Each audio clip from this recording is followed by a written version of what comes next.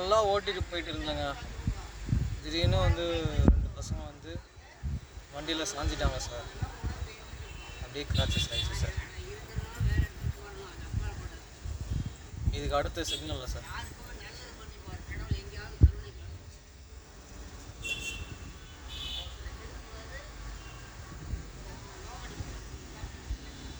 நான் இந்த வீடியோவை நீங்கள் கேட்டிங்கன்னா அனுப்புவேன். இல்லைனா இது என்னோடய மெமரிக்கு. நான் ஃபோக்ஸ் வேகனில் கூட ஒர்க் பண்ணியிருக்கேன். இது வரைக்கும் எந்த வண்டியும் இடிச்சு இதில் இடிக்க வந்தவனை கூட தடுத்து கடவுள் என்னை வந்து காப்பாற்றி கொண்டு வருது. வாட்டி வண்டிக்குள்ளே பாட்டெல்லாம் அதிகமாக சவுண்டு கேட்டுருந்தது. அதனால் வந்து என்னால் இதை தடுக்க முடியல. இந்த பசங்க முன்னாடி பேசிக்கிட்டே போயிட்டு பின்னாடி கவனத்தை சிதற விட்டுட்டாங்க. அதனால் எனக்கு நடந்த பிரச்சனை அது.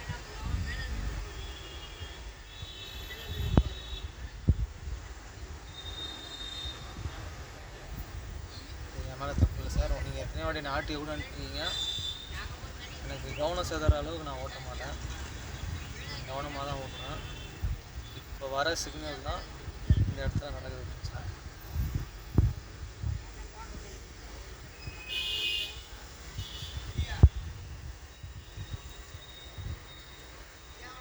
இந்த சிக்னலில் தான் நடக்கும்.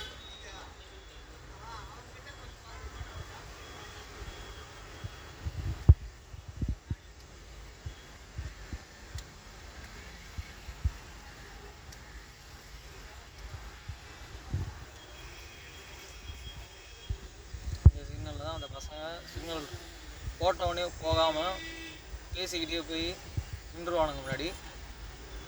நான் கொஞ்சம் தூரம் அவங்கள தாண்டி போகும்போது கரெக்டாக அவனுங்க என் வண்டியில் வந்து சாஞ்சிருவானுங்க சார். அப்போ வந்து பார்த்திங்கன்னா என் வண்டியில் கிராச் ஆயிரும். எனக்கு அதை வந்து வேணுன்றே பண்ண மாதிரி இருக்குது இப்படி எனக்கு தோணுது. ஆனால் வந்து இது எதர்ச்சியாக நடந்தது தான். இது வந்து நிறைய பேர்கிட்ட விசாரிக்கும் போது தான் தெரியும்.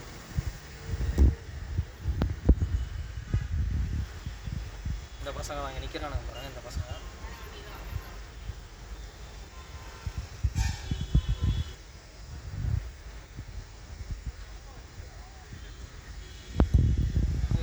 சார். இவனுங்க தான் வந்து பார்த்திங்கன்னா சிக்னல் போட்டாங்கன்னா முன்னாடி நின்றுவானுங்க. வண்டியில் வராசிட்டானுங்க.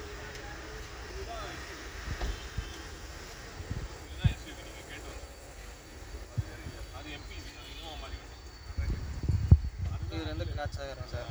நான் வந்து ஓரம் கட்டி நின்று பார்ப்போம். ஓரம் கிடைக்குமா நின்று பார்க்கும்போது இவ்வளோ பெரிய கிராச்சஸ் சார். வாழ்க்கையிலே கிராச்சஸ் சார். First time